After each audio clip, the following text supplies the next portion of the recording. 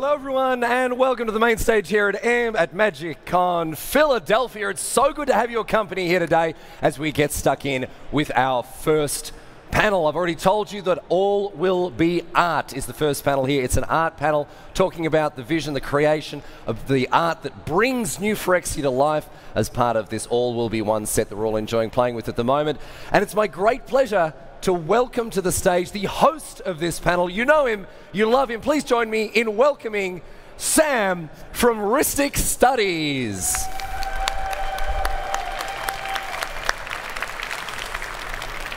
Hello everyone, welcome to the All Will Be One art panel. My name is Sam, I'm your host from Ristic Studies. Today we will be taking a visual tour through new Phyrexia and exploring how a world goes from concept all the way to the final cards that you see in booster packs. Today I'll be speaking with the set's lead art director, one of its many concept artists, and two illustrators who were commissioned multiple very high-profile cards that you will recognize and we're going to get into.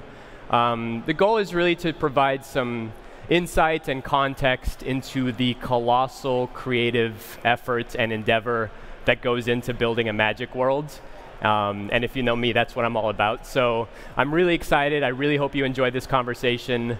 Without further ado, please join me in welcoming Ovidio Cartagena and Jose Vega to the stage.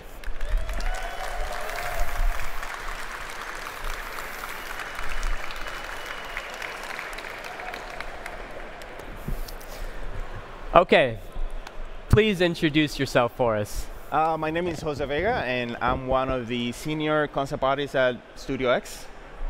Wonderful, thank you. Ovidio Cartagena, senior art director and lead art director for Phyrexia All Will Be One. Okay, so I'd like to start with Jose because he was one of the concept illustrators. He came into the project very early on, and actually, could you just let us know what that process is like? What is it like to show up, and what is the goal of the concept push at the very beginning? Yeah, so I think that was about a little bit over 2 years ago where we decided to do the push. And concept pushes are very, very interesting because we take about 3 weeks and we invite artists from outside the studio and with the artists inside the studio, and we spend roughly around 3 weeks just trying to come up with as many ideas as we can, trying to solve as many problems as we can. And they're very interesting because usually artists, when they create art, they think about the audience and the end product and who is going to enjoy that art. But us in the concept push, we got to think about the artists that are going to make the final art. So our artwork is mostly geared towards the artists that are going to illustrate the cards, and they use that art as inspiration for the artwork that you guys see in the card. So it's a little bit of a different dynamic, but it's very interesting and very, very intense. And you've done concept work for other IPs and properties, right? Before Magic? Right. Yeah, before this, I used to be the lead background artist for the Castlevania Netflix show, which will take the process from That's a fan. and we'll do like from concept to like the final painting, and that's a little bit different dynamic as well because we were thinking about the final product, which is the animation, right? And so it's a little bit of a different dynamic there. Cool. And Ovidio, we spoke in Vegas. If you were in Vegas, we're coming back at you again with the art director. Could you tell us what the mood or the goal of this set was coming into it at that concept stage? So Phyrexia has a big legacy. We wanted to have a very surreal mood. It's really hard to do biomechanical without it looking like futuristic and like robotic, and that's something that we need to understand. This is still a fantasy set, and for it to look magical and dreamy and more immersive and alien, we had to bring some surrealism to the scene. And I remember Robbie posted that the brief from me was like, this is Dante meets Beksinski meets Giger, right? And the heaviest thing was the inspiration of the Divine Comedy and like abandon all hope as you go down into hell. It's heaven for Phyrexians, but it's hell for the rest of us. And so who were you looking at for some of those inspirations or those motifs? What were you assigning to your concept illustrators? Like, what did you want them to either look at or bring forward to match that mood? So I remember when we were starting, I was like, please no colors. Because we're going to do Phyrexians, this time we're going to have Phyrexians in all, like for each color of mana. So each faction had to be different. And yes, of course, the colors are going to differentiate. But I said, please don't start with colors. Start only with shapes. I just want to be able to know what a Phyrexian looks like, what a Phyrexian belongs to, without seeing if it's red or if it's blue or if it's white. Like, just by looking at the design, where do they fit? And you can see that throughout the set. And the other thing, and Jose remembers this, I was like, no tiny figures. When you do an environment, don't put a tiny person to let me know how big it is. I want to know how big it feels with the proportions. Of course, they ended up sneaking some tiny people, because if you tell an artist no, they're just going to do what they like. But it was a good strategy to start getting the set to look gigantic and epic, and to start thinking about new ways to distribute weight, new ways to like create a looming atmosphere. And I think the depth of Phyrexia got a heck of a lot better just because of that. Like, starting to think from scratch. There are Phyrexians already that exist, but we're building an alien world here, and we want people to be drawn in there and just feel like they could go there, and a little scared, a little attractive, you know, a little scary and a little appealing, just like Phyrexians are. So structurally, new Phyrexia is 9 layers. Dante's Inferno, his hell, was 9 layers. We're going to go through 6 of the 9 layers that are the populated ones that have a very strong visual identity, shape, language, colors. So the surface of new Phyrexia is now called the glorious facade, or the monumental facade. Could you walk us through just kind of what you wanted to make sure you hit in terms of tone, colors, shapes at that layer, the very outer layer of this new world? Yeah, so that one is very unique, because that's the only one that really has a sky. And so for like an artist, a sky is golden, because we can use the sky to sort of like put silhouettes in front of it, and they will read very well, right? And so that was probably the easiest one to deal with, because we had that available for us. But we also wanted to have this really big, singular, monumental elements inside that feel really strong against the sky that we had already. So that was a really fun, easier, quote unquote, realm to deal with. Yeah. Ovidio, what about the monumental facade sticks out to you as the art director? So one of the things that I loved, I remember when I asked for it, we were looking at a lot of the Polish surreal stuff, and Jose came up with a bunch of like monoliths that had all this like wiry texture and so on. But the thing that I liked the most, I remember Jose putting the suns in just so many different sizes. And so we came up with the idea that the 5 suns of Mirrodin the monumental facade is a new layer built on top of the old surface of Mirrodin. So the suns were thrown out of orbit, and they just spin around out of control. They align very rarely with the different monuments that are set up here. All the monuments have mysterious functions. Some are to glorify individual praetors, but some others, no one understands what they are for. And that was our gateway to create mystery and some inscrutability in the objectives of Phyrexians. I think the monumental facade sticks out to me. If you've been playing the game long enough, this used to be Mirrodin, and this is sort of the statement from the Phyrexians. Like, now this is our world. We've been here long enough that we have dedications to us around this surface. It's no longer your world. It's our world so much that we've taken even the 5 suns and made it ours, and they align with our statues. But I like this detail. It comes through in some of the cards. One of my favorite pieces is from Igor Kirluk. It's Monument to Perfection, if you've seen that card. It does capture this idea of this is their land, and they are so front-facing about it. Just beneath that, one layer down, is the autonomous furnace. This is where the red Phyrexians live. I mean, this was a playground for concept, right? Like there was a lot of motifs and shapes that were going on here. Yeah, I think two things were standing out when Ovidio talked to me about this particular facade. He said engines and or like church organs pipes, and I was like, that's perfect. And so it was very interesting. I actually have like 3D models of like actual engines of like motorcycles and vehicles and stuff like that, and you know, I'll sometimes like expand them and get actually inside of them to see how that world would look like.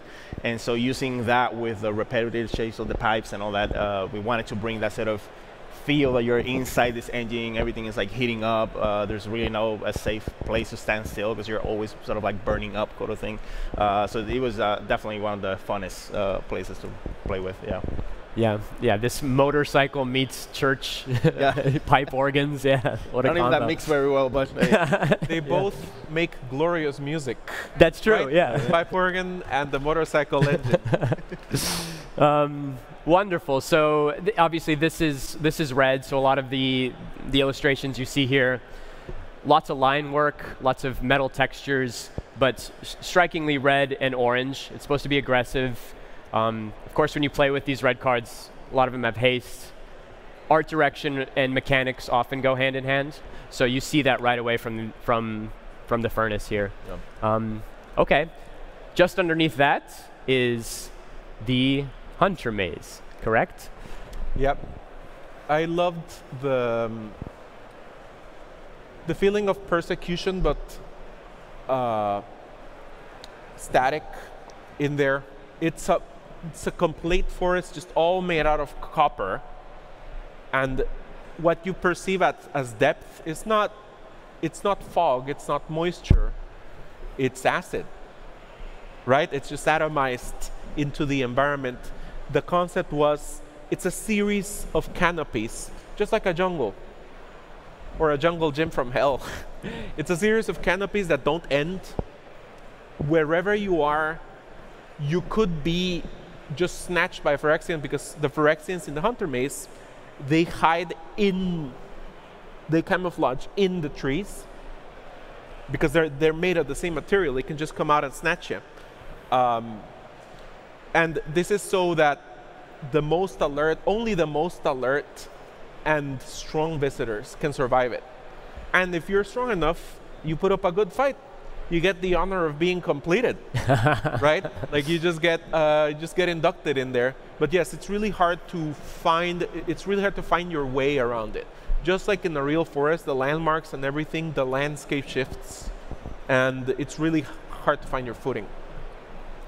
There's a small detail just about textures here that kind of aligns with, we spoke a little bit about Dante, and Dante even comes through in this forest, is that right?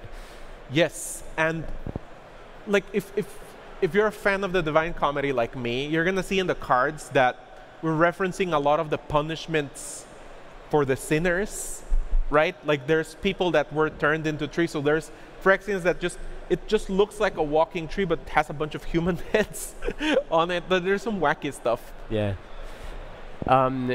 Something that we established before this return set was the deeper that you go, you're not going to see the 5 suns anymore. The roof starts to get lower and darker. The Hunter Maze is kind of the last layer where there might be some resemblance of a sun or an atmosphere outside of the layers. But just underneath that all goes away. So the Surgical Bay, I believe, is next. That's Blue's domain, and this was another kind of playground for concept illustrators, correct? Yeah, I think the idea there was, I think Ovidio had a specific theme for most of these, realms and layers, and the idea there was, you're always being watched. There's no really a place to hide, pretty much, and so that was sort of like the thing with the eyes everywhere and all that. So that was a very very disturbing thing to play with.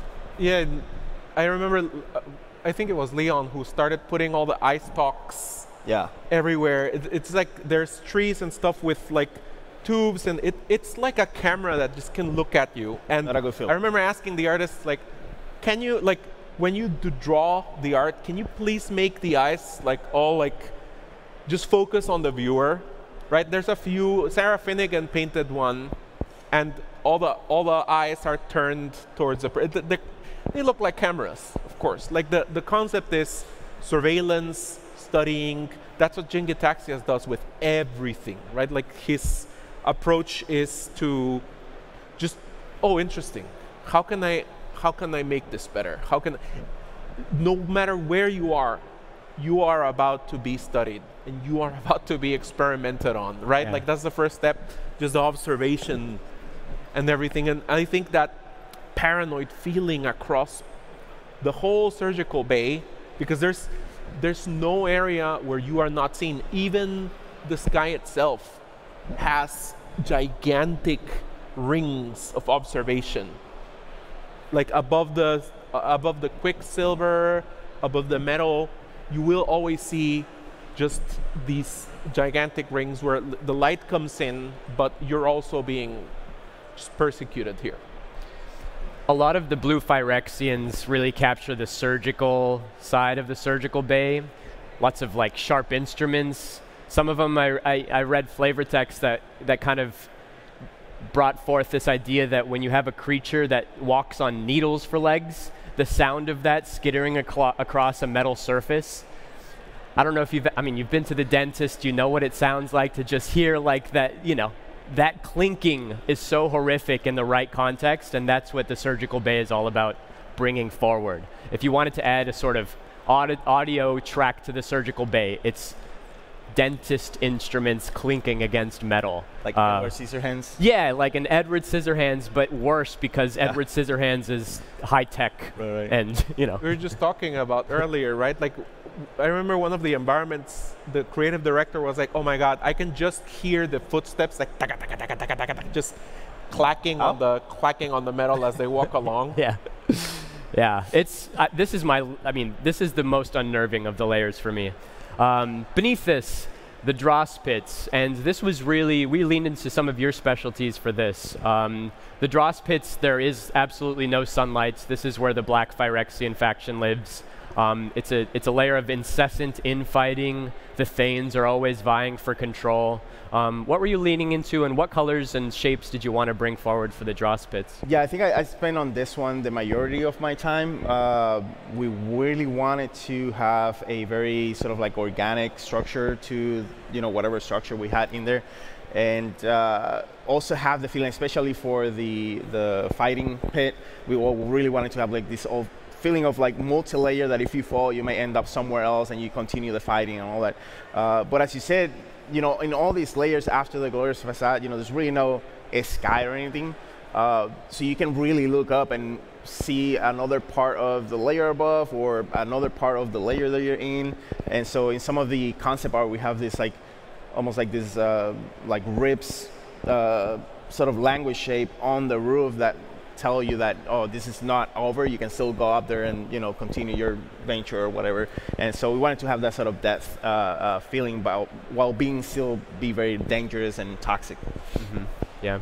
And if in the autonomous furnace you feel like you're inside an engine, right? Here you feel like you're inside a being, body, like inside a skeleton, right? Like a whale just ate you, and you see this. I remember you added that motif, right? That it was fanning in, but it's enveloping, right? And it could be spider legs, could be ribs, could be anything, but it's always like you're being devoured. One of the features I like about the dross pits is typically in black magic, on magic cards, purple is an accompanying color. You see a lot of swamps with like purple elements. The dross pits say we're going to take that purple and turn it really toxic green. And that's a challenge for artists because you don't want the black cards to read green. I think the dross pits, like, at first glance, you know right away that this is black Phyrexia, and I thought that was a subtle detail of your team to take a different color that usually doesn't align to black and really sell it really well. So. And in the lore, is in the lore, it's a necrogen, right? Like you did those birthing pods full of necrogen, the green, where the bodies are, like the biomass is broken down. You just keep the good parts. You know, you can add all the metal later. So it's got like the dual function of giving us how Phyrexians break you down to fit in. Part of going through Phyrexia is this constant feeling of whiplash. So right beneath the dross pits is the fair basilica, and this is like if toxic green gases and swamps are above the fair basilica, right beneath is this like unheavenly empire of cleanliness and marble. So what were you going for? I mean, this is Elish Norn's domain. You have to sell this visually. So what were you thinking for this area? I always like to sneak a little Renaissance everywhere because I love Renaissance art, and I was thinking of making this like very airy, like the same feeling you get when you see the big temples and buildings, like that imposing majesty, but it still looks like it could float away. You know, the shape language just makes you feel like it could just like lift up, and it's pointing upwards. It goes in line with Elish Norn's like objective of actually reaching outwards, right, into the multiverse. And also the writhing figures. We came up with the idea that one of the highest honors you can receive is just to yourself be ossified and like crystallized on her throne, and you're just basically decoration for her glory. That's where you see the hubris of Elish Norn and how she is, or like her ego is just getting out of hand, right? Yeah. Her ego is just getting out of hand.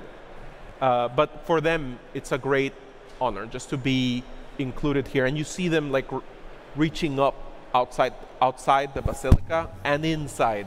They decorate the columns, and they're just all wrapped around. I think there's another subtle nod to Dante here in that the deeper you go into Dante's hell, the colder it gets, until you're finally in the deepest layers and it's a frozen lake. And one of the defining features of that punishment is everyone can't move. That's reflected in Elish Norn's throne, just the ossification, and also a weird, not weird, I mean it's fitting, adoration for symmetry.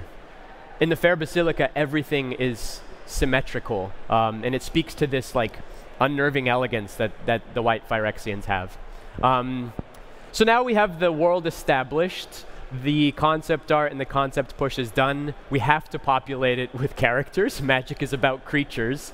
So I would like to welcome to the stage two illustrators who are now on the receiving end of Ovidio's art direction, and they have to actually take these commissions and bring them to life. So please welcome Lemmer-Danner and Marta Nael to the stage. All right.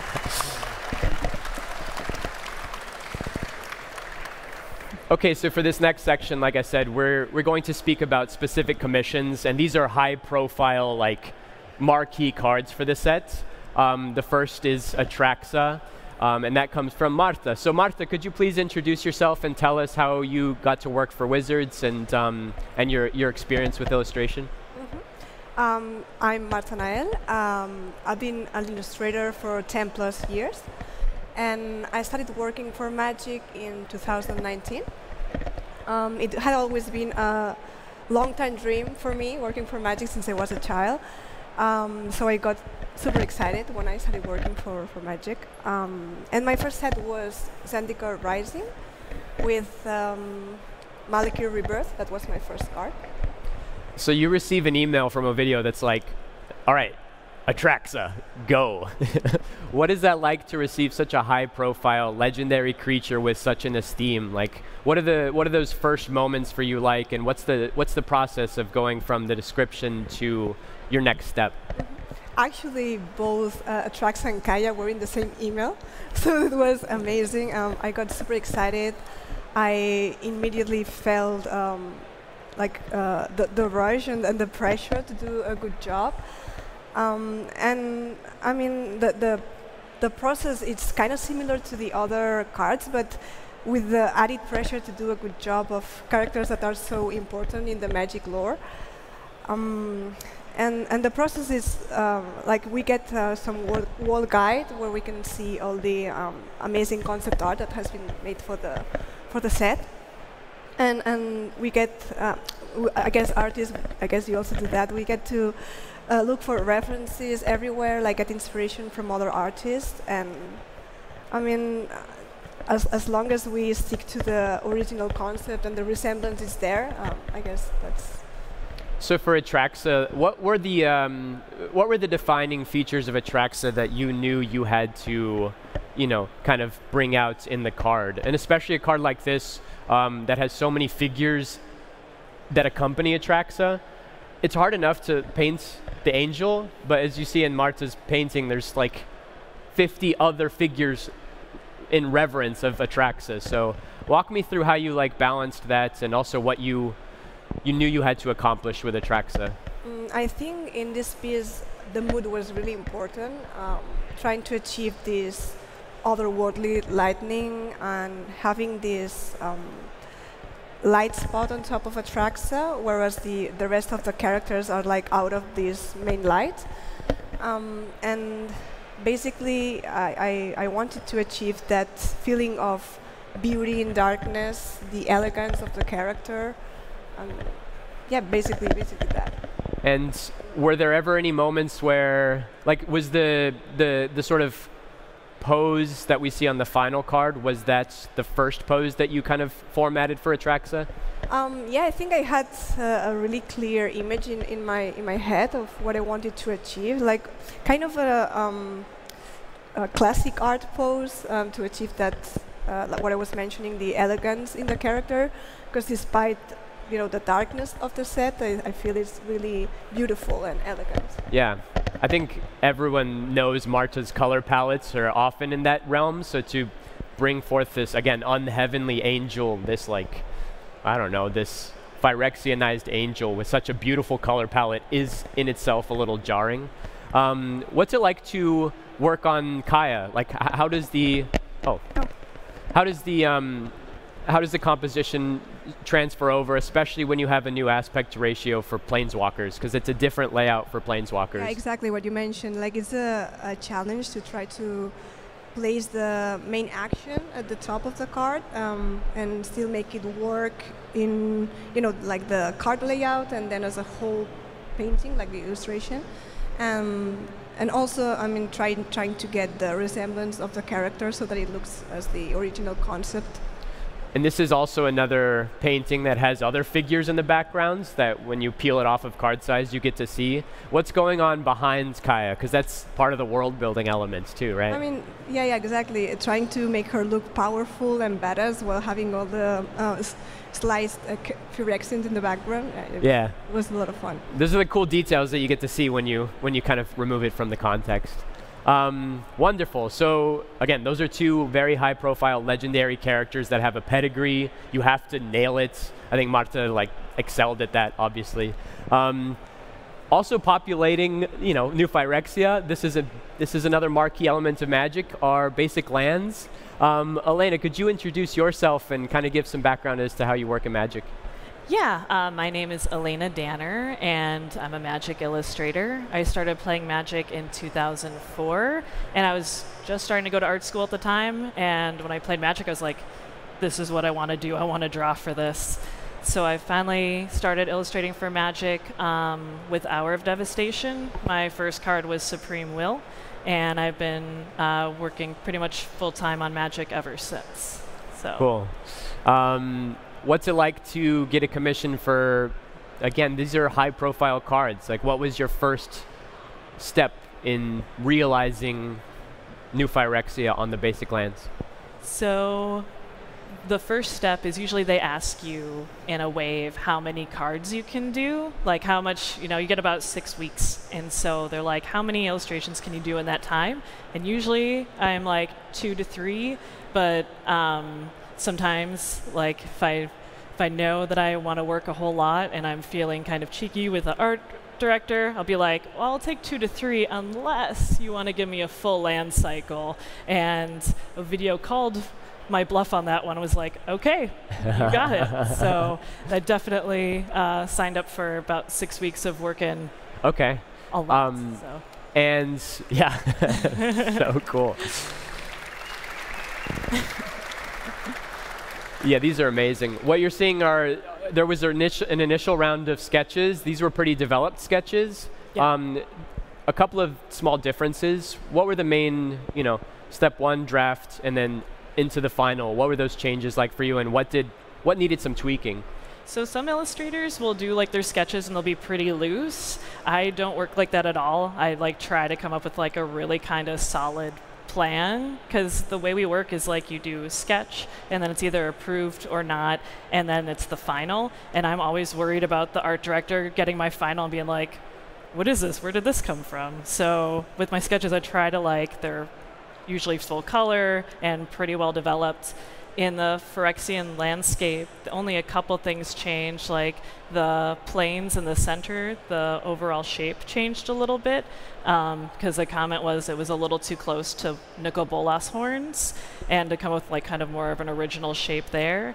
And then the swamp changed a lot, and I'm super afraid of spiders, and the direction that it went was make it more kind of spider-like and Shieldred-like. So I hate that picture, just personally, 'cause every time I look, I'm just like, oh, it's too spidery.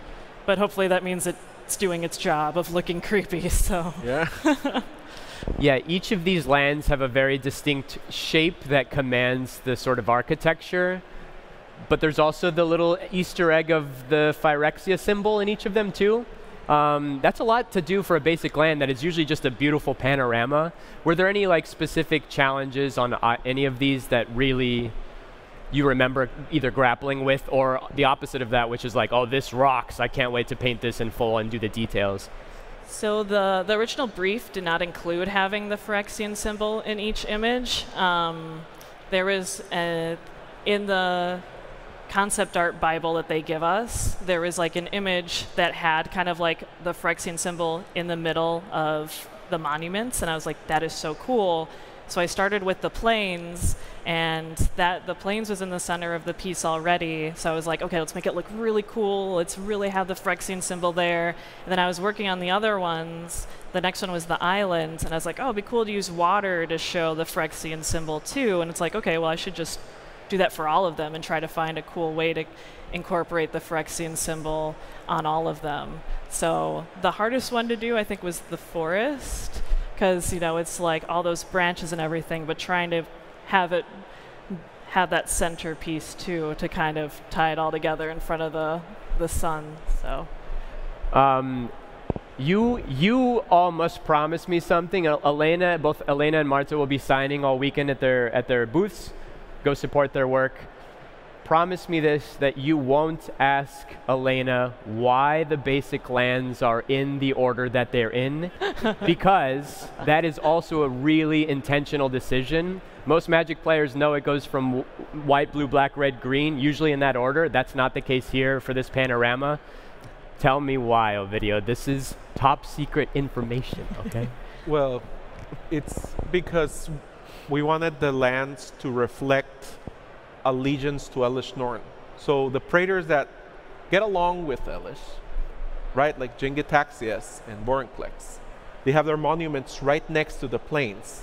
And you go farther out as the people who clash Shieldred, who is just, rivals, and they have this like frenemy relationship. And Neurobrask, who just likes to do his own thing, right? Like even other Phyrexians don't know what he's about. So he's a very difficult ally to have, and they were on the sidelines. So that was how we arrived at this, and actually it makes for a pretty cool composition, in the hands of Alayna. which worked out really well because when I got the assignment, I personally, ever since I started playing Magic, I pretty much play a mono white angel deck. And so planes usually are the most plain in terms of, you know, how they look and their structure. So it was really fun to make the planes kind of like the hero and like the center of the panorama. So I'm glad that was part of the brief. It's really fun to draw. So. And again, in the planes, you see this like haunting symmetry that just is striking. These are phenomenal. So for our last section, we're going to pull up on the screen the concept art from Richard Witters. You see these on some of the special treatments. Maybe, again, this is kind of a fun detail that you guys will know, but this was original concept art from 2010 when we introduced Scars of Mirrodin. So this is old concept art that was repurposed for the cards, but even in these 5 Praetors, in the same way we're talking about defining shapes and colors and textures, all 5 of these Praetors are resoundingly the colors that they represent. And I love this image because it speaks to how an idea from almost 15 years ago still defines New Phyrexia. And if you remember from that block, this was the first time the Phyrexians were exposed to 5 colors. So they thought of this idea of like, let's have a Praetor, a champion, a sort of a sinister champion of each color. That same idea came through in the new set, in All Will Be One, except Ovidio turned it up a notch. So we went from Praetors, these like very tangible and destroyable creatures, to something even bigger. Right? So this is the Domini cycle. I'm trying to get at the Domini cycle. So what is a Dominus? What's going on here? First, I want to mention that the original concept art for the Praetors was done by the great Richard Witters. Big fan of his work. The Domini, we wanted to have a cycle of monumental Phyrexians that were just gigantic in scope, epic in form, you know, and mysterious. The lore behind this is they are, as the landscape was completed, parts of the landscape itself became self-aware and became alive and creatures in their own right. They are mysterious to other Phyrexians. They have their own objectives. They have risen above mana rivalry. Initially, like Grace Fong, who was the narrative lead, she's a great storyteller. So she's the one who came up with the origin. Oh, this is how they came together and so on. We were just doing the epic characters when we were in the concept push. Initially, like what I was thinking is, no, these should be gods, right? Like they are, like this is just, they're gigantic, they're awesome, they're badass and powerful, and they ended up not being.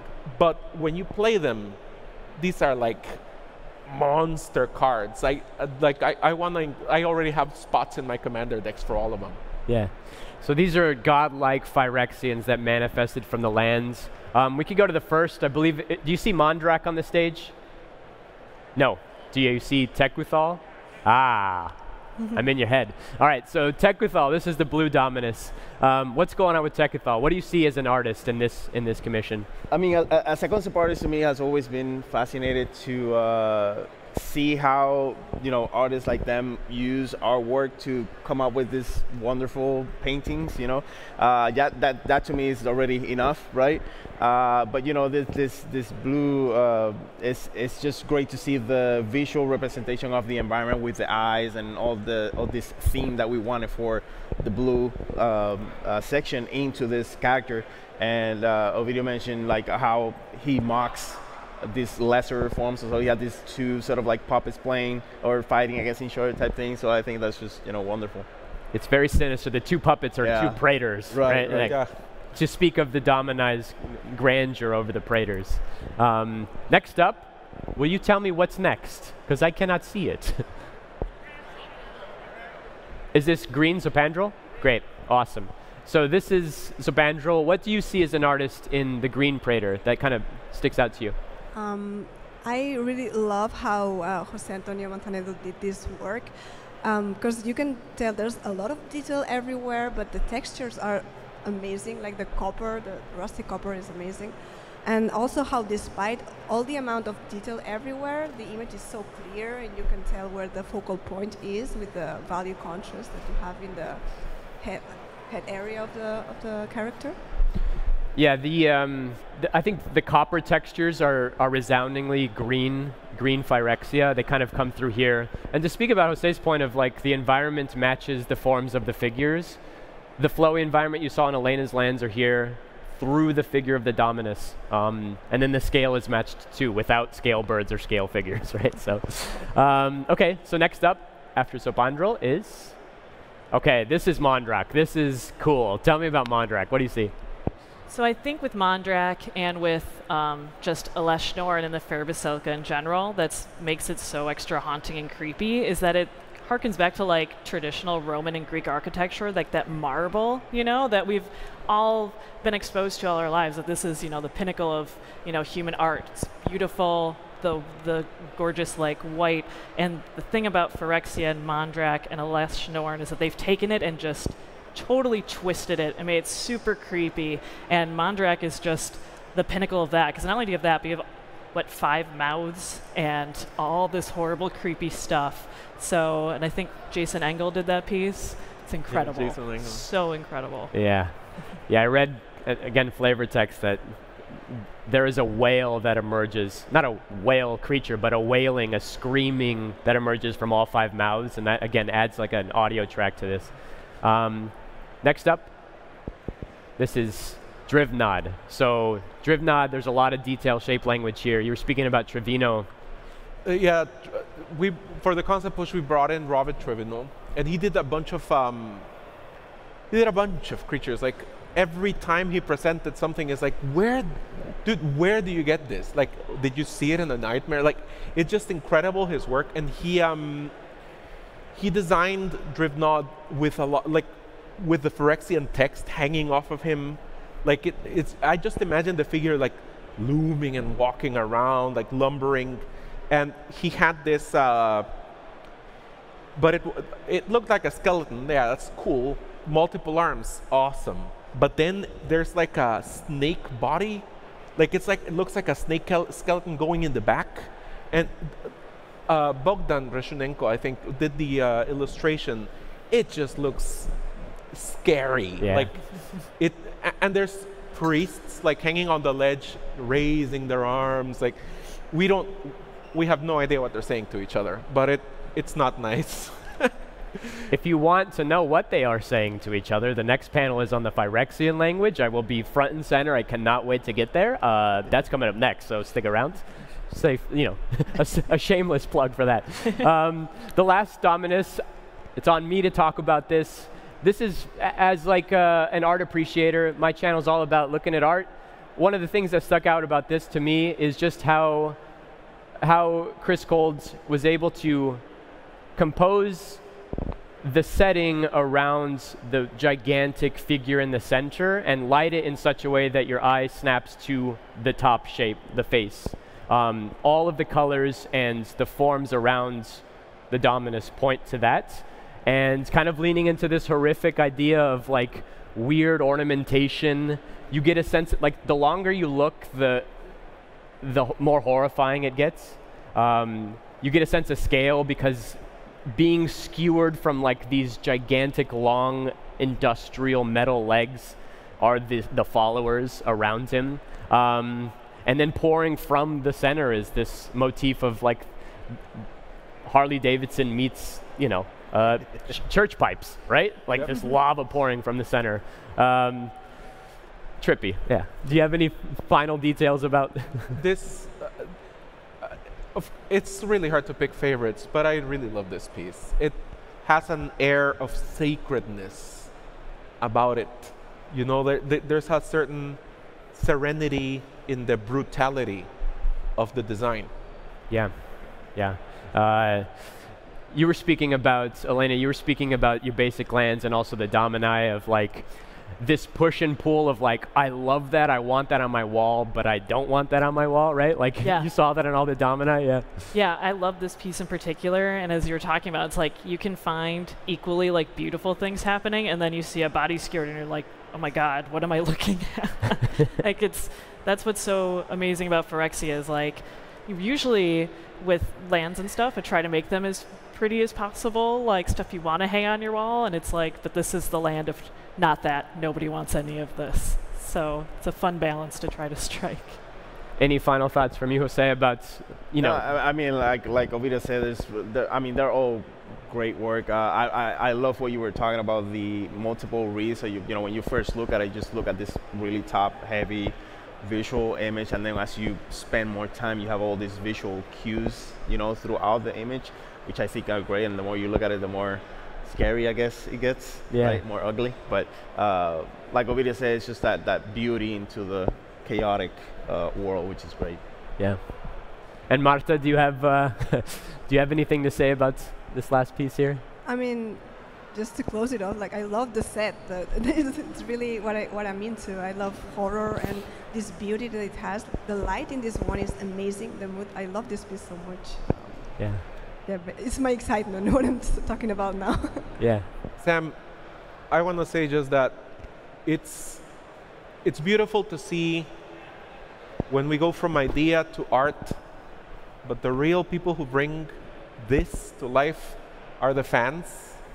I see that somewhere there is Phyrexian as Jace. Yeah, let's go.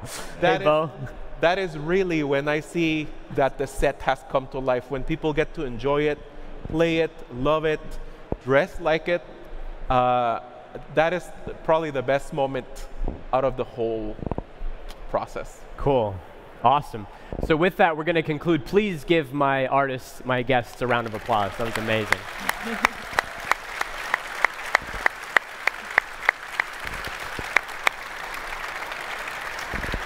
So we have about 10 minutes for a Q&A. I would only ask that you keep the questions related to the topic.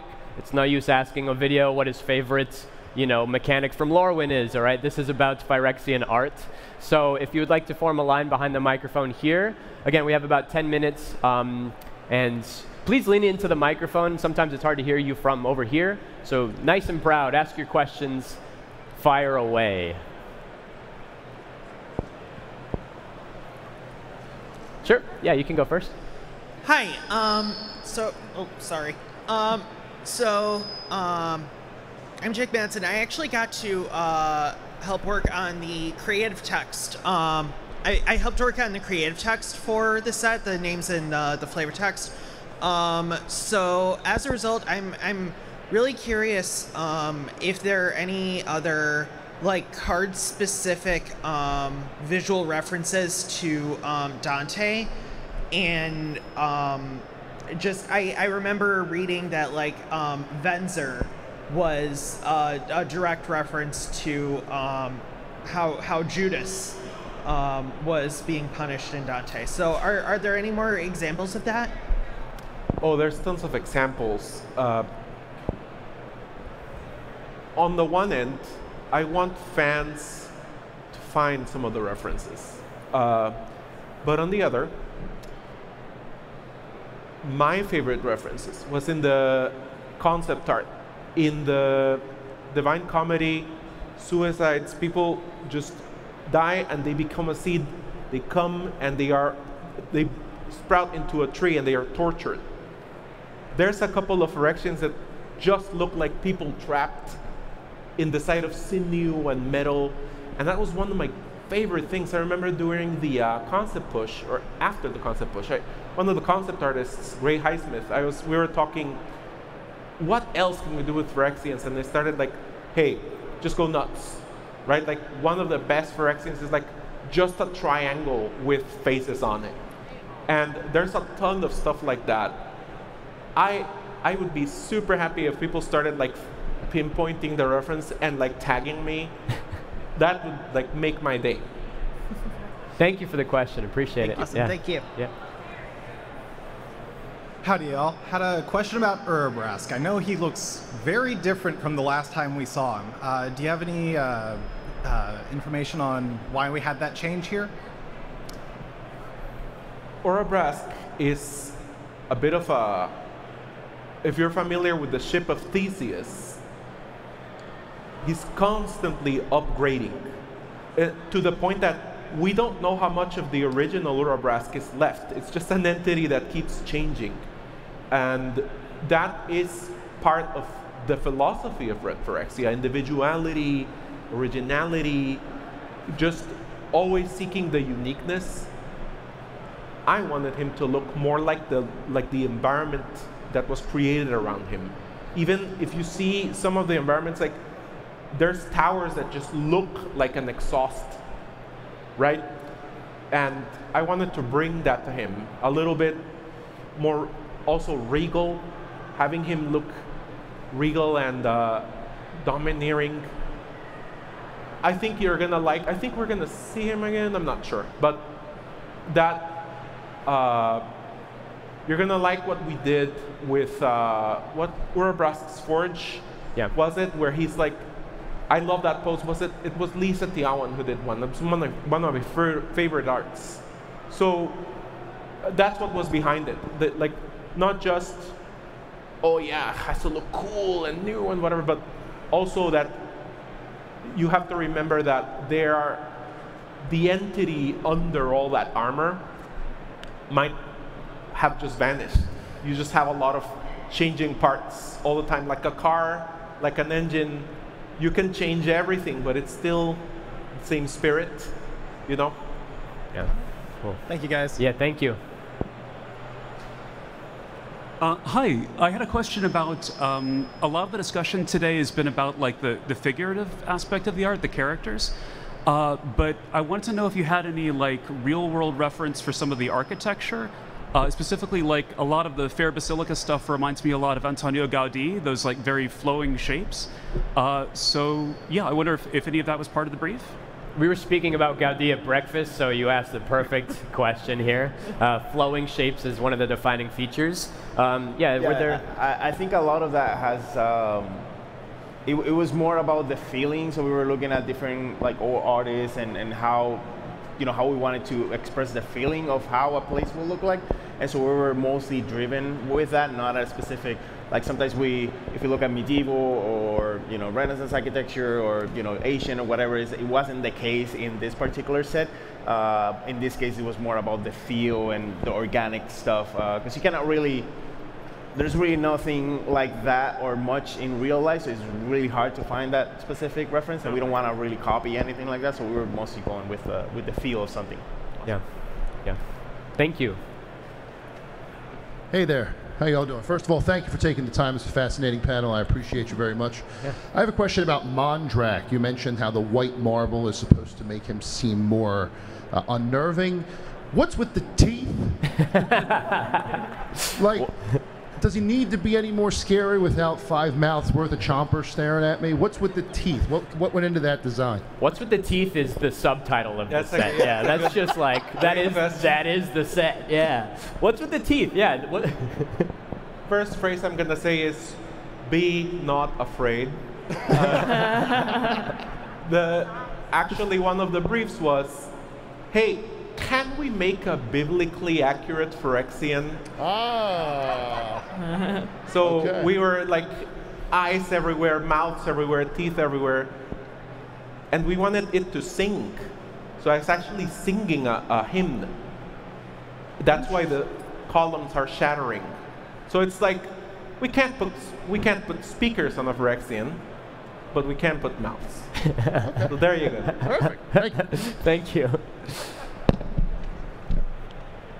Hi. So you talked a little bit about how there's kind of this alignment to color identity that you want to keep. And even in your Dross Pits example, you incorporate green in such a way that black is still preserved. I think we've seen a lot of mechanics in Magic sort of bleed across color. And I think that from what I feel and what I've seen in cards, that color identity is still preserved. That even if there's a shared mechanic across all 5 colors, you still can see it under the right lens. And I was wondering if this set offered any challenges in that way from the mechanics themselves in color. Yeah. Listen, I'm an avid player, and I'm so lucky that I get to see the mechanics develop and evolve across the set. I always keep in mind what the set is gonna do, and always, you know what? Always run it by the lead game designer. Like, hey, this time it was Adam. Like, so what do you think about this? Where should we represent toxic here? Where should we represent, like, just like flying, the easiest one, has wings or is floating above the ground, right? Same with everything else. We started defining where we were gonna have just the different mechanical components. It is a big challenge, especially if sometimes they come up with a card that you're like, I didn't think of this. Now you have a very challenging creative mission ahead of you, and you spend like a little extra, like an extra hour or two thinking about this one card so that it goes just right with the card mechanics. Awesome. I think also and correct me if I'm wrong, like when we do in the concept push, when we're making or designing this world, we really don't have any information about the mechanics, like we don't know that. And so like we're building this world thinking about, very limited information on how things are gonna work. And sometimes we go back and change things when those things are created. But most of the time we're in the push and we don't know exactly the things, like in card, how are they gonna react, so we don't have that either. It doesn't feel that way. Thank you. Thank you. I think we have time for one more question, so yeah.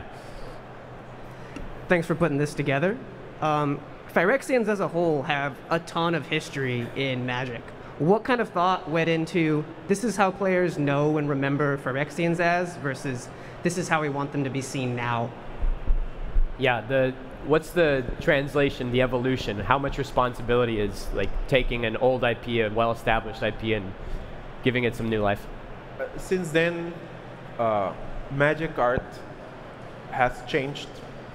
Since last time we saw Phyrexians, and not just Magic art, but the world itself, the gaming. There's a ton of new things coming out. I wanted to keep a certain honor and reverence for the art that I learned how to play with, but also bring new styles in, new artists who can appeal to everyone, every new player, because we want the game to keep growing. We want people to look at each card and see what they love in there, and the best way to do that is to bring new designs, new ideas.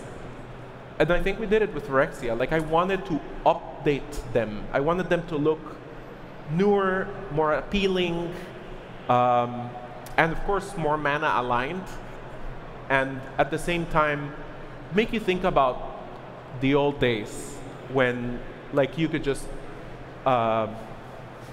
Phyrexians were a little like more gory and so on. We kind of organized the gore a little bit. Organized. So that's it was what I had in organized, mind. yeah. But not Gorgons, like Veraska. Yeah, it was Sorry, go ahead. No, that's that, yeah. Wonderful.